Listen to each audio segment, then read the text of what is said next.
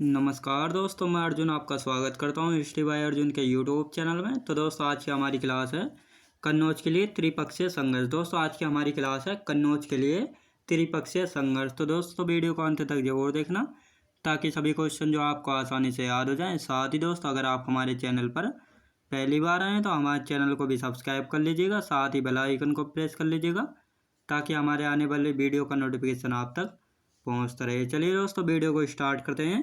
तो कन्नौज के लिए त्रिपक्षीय संघर्ष के बारे में आज की क्लास में जानेंगे। कन्नौज के पुराने नाम। दोस्तों कन्नौज के पुराने नाम है कान्यकुब्ज और महोदय श्री। याद रखेंगे कन्नौज के पुराने नाम कौन कौन से थे? कान्यकुब्ज और महोदय श्री।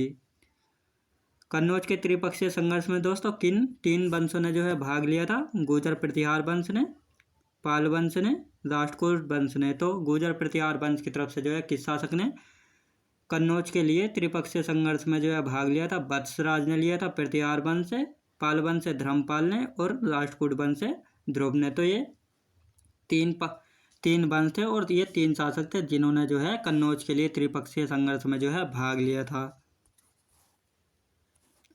अब आयुध वंश कन्नौज पर। दोस्तों कन्नौज पर जो है शासक कौन था? यानी हर्षवर्धन।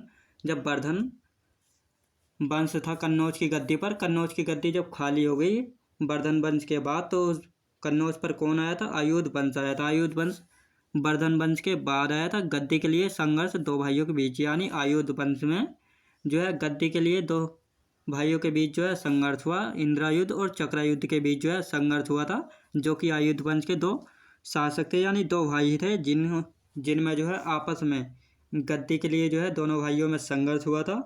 और इसी बात का जो है फ़ायदा उठाया था पाल वंश, प्रतिहार वंश और राष्ट्रकूट वंशों ने। यानी इन तीन वंशों ने जो है इंद्रायुध और चक्रायुध के आपस में संघर्ष के दौरान जो है इन तीन वंशों ने जो है फ़ायदा उठाया था। पाल वंश ने, प्रतिहार वंश और राष्ट्रकूट वंश ने।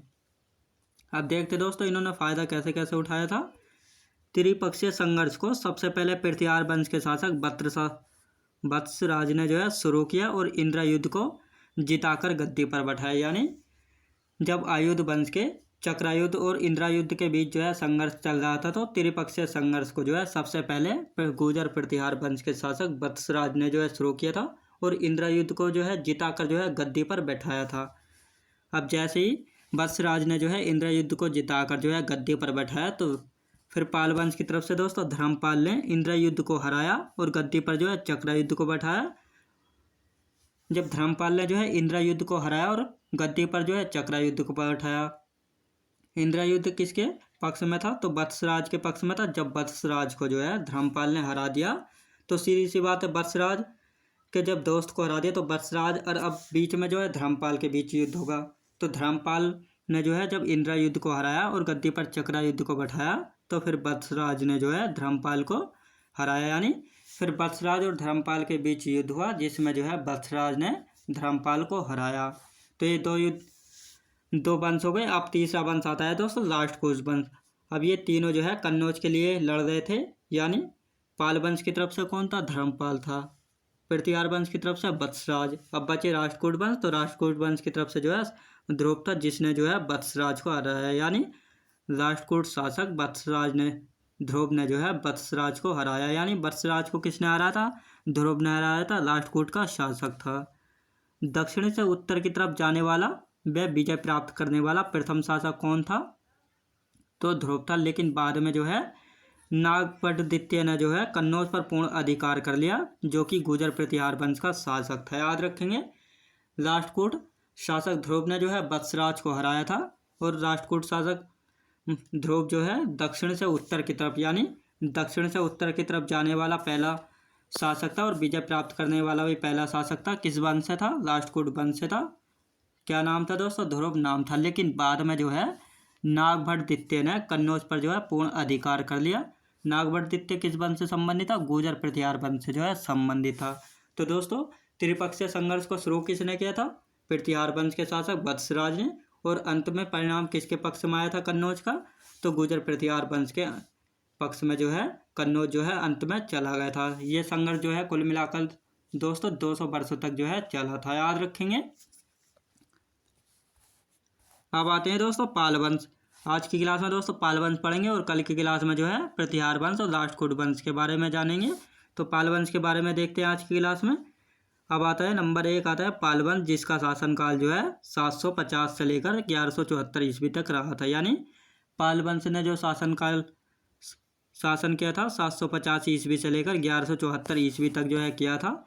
संस्थापक कौन थे दोस्तों? गोपाल। यानी पाल वंश के संस्थापक कौन थे? गोपाल थे। जनता द्वारा इनको चुना गया था। दोस्तों जनता द्वारा कैसे इनको चुना गया था? यानी त्रिप संघर्ष होने से पहले जो है कश्मीर के शासक ललितादित्य मुक्तपीड़ ने जो है कन्नौज और बंगाल को जो है बहुत बुरी तरह से लूटा था। यानी त्रिपक्षीय संघर्ष से पहले जो है कश्मीर का एक शासक था ललितादित्य मुक्तपीड़ ने जो है कन्नौज और बंगाल को जो है बहुत बुरी तरह से लूटा था।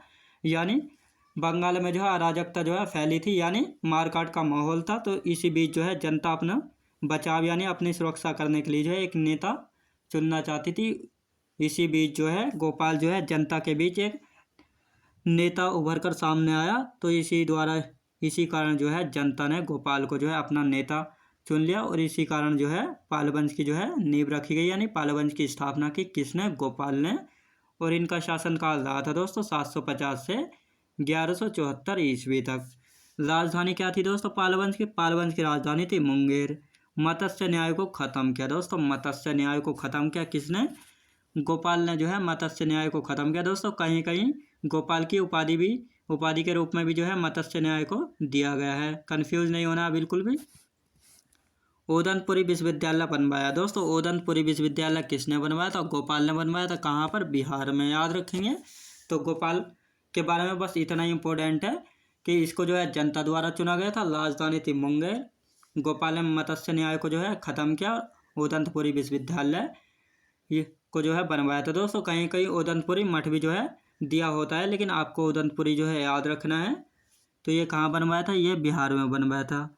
अब दोस्तों पाल वंश में दूसरा शासक आता है धर्मपाल, जो वेरी वेरी मोस्ट इम्पोर्टेंट है। धर्मपाल पाल वंश में सबसे महत्वपूर्ण शासक जो है वह धर्मपाल है, जिसका शासनकाल जो है 770 से लेकर 810 ईस्वी तक रहा था। यानी गोपाल ने जो है 20 वर्षों तक शासन किया था और उसके पुत्र धर्मपाल ने जो है 40 वर्षों तक जो है शासन किया था। पत्नी कौन थी धर्मपाल की? संदेवी थी, जो कि राष्ट्रकूट वंश से संबंधित थी। यानी धर्मपाल ने जो है राष्ट्रकूट वंश से अपने संबंध बनाने के लिए जो है शादी की थी राष्ट्रकूट वंश से। उनकी पत्नी थी संदेवी, राष्ट्रकूट वंश से जो है संबंधित थी। उपाधि दोस्तों धर्मपाल की उपाधि क्या क्या थी? उत्तरापद स्वामी, विक्रमजीत, परम भट्टारक और परम सौगात। याद रखेंगे दोस्तों धर्मपाल की उपाधि थी उत्तरापद स्वामी, विक्रमजीत, परम भट्टारक और परम सौगात। तो ये किसकी उपाधि थी दोस्तों? ये धर्मपाल की जो है उपाधियां थी। विक्रमशिला विश्वविद्यालय बनवाया दोस्तों, विक्रमशिला विश्वविद्यालय का निर्माण किसने करवाया था? तो विक्रमशिला विश्वविद्यालय का जो है निर्माण करवाया था दोस्तों धर्मपाल ने। नालंदा के लिए 100 गाँव और 100 गायें दान में दी। यानी नालंदा विश्वविद्यालय की जब स्थापना हुई थी, स्थापना किसने कराई थी? कुमारगुप्त ने। लेकिन धर्मपाल ने जो है नालंदा विश्वविद्यालय के लिए 100 गाँव दिए और 100 गायें दान में दी। यानी अब उनको जो है राजा को कोई कर देना नहीं कर देना होगा और अपनी सेवा जो भी तुम्हें देना है वो नालंदा विश्वविद्यालय की जो है सेवा करना होगा इन 100 गाँवों को। यानी ये 100 गाँव जो है अब नालंदा के अधीन हो गए थे, यानी राजा के अधीन से होकर अब ये जो है नालंदा के अधीन जो है काम करेंगे, यानी उनकी सेवा करेंगे। तो ये 100 गाँव किसने दान में दिए थे? धर्मपाल ने दिए थे नालंदा विश्वविद्यालय को। नालंदा विश्वविद्यालय की स्थापना किसने की थी? कुमारगुप्त ने जो है की थी। सोमपुरा विश्वविद्यालय का निर्माण कराया दोस्तों, सोमपुरा विश्वविद्यालय का निर्माण कराया था बंगाल में, पहले बंगाल में, लेकिन प्रेजेंट में जो है बांग्लादेश में। यानी बांग्लादेश पहले जो है भारत में यानी बंगाल में ही था। याद रखेंगे। इसके दरबार में हरिभद्र विद्वान रहते थे दोस्तों, धर्मपाल के दरबार में जो है हरिभद्र विद्वान रहते थे। इनकी पुस्तक है अष्ट सहस्त्री का। याद रखेंगे दोस्तों, इनकी पुस्तक है अष्ट सहस्त्री का। याद रखेंगे दोस्तों। ये किसके दरबार में रहते थे? हरिभद्र धर्मपाल के दरबार में रहते थे। इनकी पुस्तक ही अष्ट सहस्त्री का। याद रखेंगे। अब आता है दोस्तों धर्मपाल के बाद देवपाल। दोस्तों आप धर्मपाल के बाद जो है इतने इम्पोर्टेंट शासक नहीं रहे हैं। देवपाल, जिसको जो है बौद्ध धर्म का पुनर्संस्थापक माना जाता है। यानी पाल वंश में जो है किस शासक को जो है बौद्ध धर्म का संस्थापक माना जाता है? तो दोस्तों देवपाल को जो है पाल वंश में बौद्ध धर्म का जो है पुनर्संस्थापक जो है माना जाता है। अब पुनर्संस्थापक क्यों माना जाता है? क्योंकि देवपाल ने जो है बौद्ध भिक्षुओं के लिए जो है अनेक मठ वगैरह जो है बनवाए थे और बौद्ध विहार जो है बनवाए थे, इसीलिए जो है देवपाल को बौद्ध धर्म का जो है पुनर्संस्थापक कहा जाता है। लेकिन पाल वंश में ही कहा जाता है देवपाल को बौद्ध धर्म का संस्थापक। याद रखेंगे पुनर्संस्थापक। अब देवपाल के बाद आए थे दोस्तों विग्रहपाल। विग्रहपाल के बाद आए थे महिपाल। महिपाल को दोस्तों पाल वंश का जो है पुनर्संस्थापक कहा जाता है। अब पुनर्संस्थापक क्यों कहा जाता है? यानी जब पाल वंश जो है धर्मपाल के बाद कमजोर होने लगा था तो इसकी शक्ति को दोबारा किसने मजबूत किया था?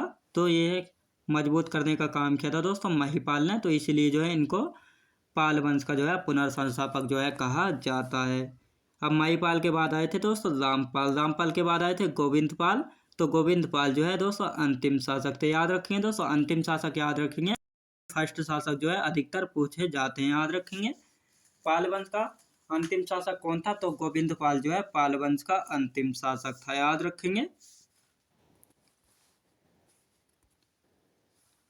पाल वंश के बाद बंगाल पर शासन किया दोस्तों। जब पाल वंश का जो है पतन हो गया तो पाल वंश के बाद बंगाल की गद्दी पर कौन आया था? तो दोस्तों सेन वंश आया था, याद रखें दोस्तों। पाल वंश के बाद जो है बंगाल की गद्दी पर आया था सेन वंश। संस्थापक कौन थे? सामंत सेन। याद रखें दोस्तों सामंत सेन जो है सेन वंश के संस्थापक थे। जब पाल वंश का पतन हो गया यानी पाल वंश कमजोर हो गए तो उसका पतन करने के बाद जो है बंगाल की गद्दी पर जो है सेन वंश आ गया था। सेन वंश का संस्थापक था सामंत सेन। लेकिन सेन वंश में जो है सबसे महत्वपूर्ण शासक कौन था? तो चौथा शासक थे लक्ष्मण सेन, जो है सेन वंश में सबसे महत्वपूर्ण शासक रहे हैं और सबसे प्रसिद्ध शासक जो है रहे हैं, जो कि 1178 से लेकर 1206 ईस्वी तक रहे हैं। इनके दरबारी कवि कौन थे? इनके दरबारी कवि थे जयदेव और इन्होंने गीत गोविंद को जो है लिखा था। याद रखें दोस्तों इन्होंने गीत गोविंद की जो है रचना की थी, इसलिए जो है बहुत महत्वपूर्ण माने जाते हैं। इनके दरबारी कौन थे? जयदेव थे, जिन्होंने जो है गीत गोविंद को जो है लिखा था, याद रखेंगे। तो दोस्तों मैं उम्मीद करता हूँ आपको वीडियो क्वालिटी कंटेंट वगैरह सभी कुछ आपको पसंद आया होगा। पसंद आया हो तो लाइक शेयर और सब्सक्राइब करना बिल्कुल भी ना भूलें। साथ ही दोस्तों अगर आप हमारे चैनल पर पहली बार आएँ तो हमारे चैनल को भी सब्सक्राइब कर लीजिएगा, साथ ही बेल आइकन को प्रेस कर लीजिएगा ताकि हमारे आने वाले वीडियो का नोटिफिकेशन जो है आप तक पहुँचता रहे। चलिए दोस्तों मिलते हैं नेक्स्ट वीडियोज़ में।